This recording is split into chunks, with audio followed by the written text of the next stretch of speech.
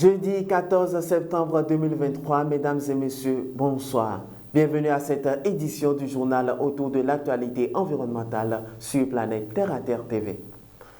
Les changements climatiques ainsi que les comportements de l'homme sont à la base de l'érosion côtière que nous observons. Ce phénomène physique ronge nos côtes. Par le passé, des maisons ont été ravagées, des riverains ont été obligés de se déplacer en raison de ce fait. Mais des mesures et travaux sont en cours, ce qui peut permettre de réduire un tant soit peu la vitesse d'évolution de la mer. Notre équipe a rencontré le professeur Zachary Sow. Il est le directeur de l'Institut de recherche halieutique et océanologique du Bénin. Reportage signé Myriam Salanon et Freddy Adiarossi. Le sable qui doit quitter le côté est pour pouvoir disons, circuler normalement, le sable là a été arrêté sur le côté ouest. Sur les côtes maritimes du Bénin, une situation reste préoccupante dans le rang des experts océanographes. Il s'agit de l'érosion côtière. L'érosion côtière au Bénin, c'est une préoccupation. C'est une préoccupation parce que nous avons, sur les 125 km de côte que nous avons, depuis la frontière nigériane craquée jusqu'à la frontière togolaise, nous avons un comportement sur toute la côte qui n'est pas un comportement régulier. Pour l'heure, les actions humaines sont retenues comme cause majeure des déficits sur les côtes béninoises. Visiblement, les causes principales de l'érosion côtière, c'est d'abord l'homme. Les actions que nous posons. J'ai dit, au moment où nous agressons la nature, et si nous agressons la nature, nous devons nous attendre à une réaction de la nature. Face à cette situation, des stratégies sont bien proposées afin de ralentir cette érosion que subissent nos côtes. On peut résoudre ce problème-là par les différentes protections dont j'ai parlé. Par exemple, là où il y a un constat qui a l'érosion, on met une grande quantité de sable là, entassé, et la mer vient pour prélever de temps en temps ce sable-là, pour pouvoir vraiment se maintenir en équilibre. Au Bénin, la ville de Cotonou est au cœur des impacts de cette érosion. Les avancées sont très visibles et l'inquiétude est grandissante. En raison de ce phénomène, beaucoup commencent par croire à la disparition de la ville de Cotonou d'ici peu. Est-ce donc réel? Le professeur nous en parle toujours au micro de Myriam Salanon. L'érosion côtière, c'est l'avancement de la mer sur la terre de façon tout court. C'est quand la mer avance sur la terre pour prendre une partie de la terre. C'est ça qu'on appelle l'érosion côtière. Visiblement, les causes principales de l'érosion côtière, c'est d'abord l'homme. Les actions que nous posons. J'ai dit, au moment où nous agressons la nature, et si nous agressons la nature, nous devons nous attendre à une réaction de la nature. Et c'est ça qui se passe. La nature, elle règle ses problèmes.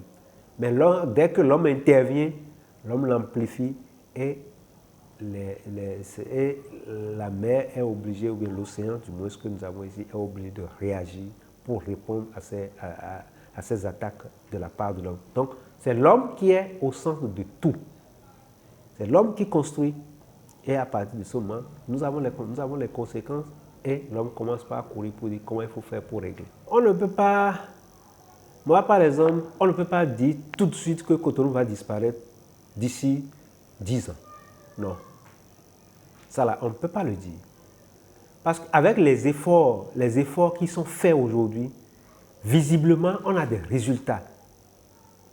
On a des résultats aujourd'hui où nous avons de l'accrétion par endroit. Donc avec ces efforts, on ne peut pas dire que Cotonou va disparaître.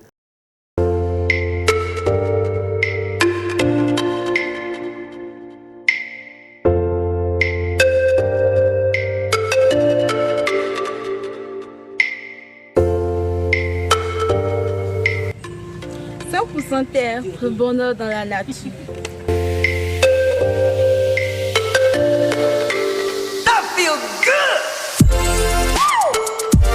Baby!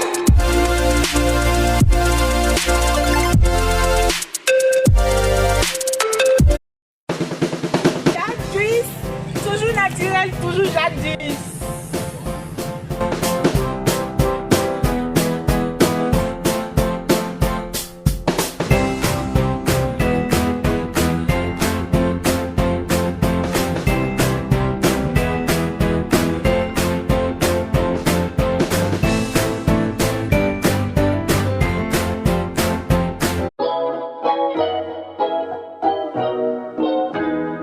De la poudre de baobab, des pastilles, du miel sont des produits 100% naturels de African Park.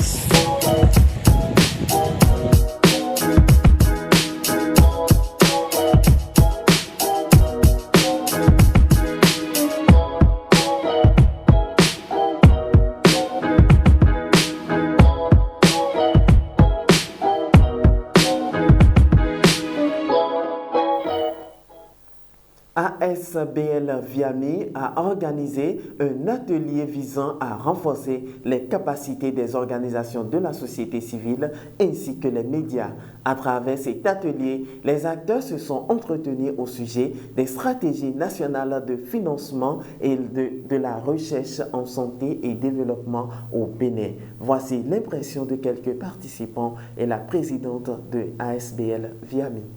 Notre plaidoyer, c'est d'amener le secteur privé à beaucoup plus investir dans la recherche et le développement comme étant un levier clé. Et je crois que l'initiative d'un plaidoyer sur le financement de la recherche vient à point nommé pour pouvoir effectivement sonner l'alerte sur la nécessité vraiment d'allouer plus de ressources. Nous pouvons d'entrée dire que cet atelier a atteint ses objectifs parce que nous avons obtenu l'engagement de toutes les organisations de la société civile qui ont participé et les médias qui étaient également avec nous parce qu'ensemble nous avons vu la pertinence du sujet et la nécessité pour nous d'être la voix de la science au Bénin.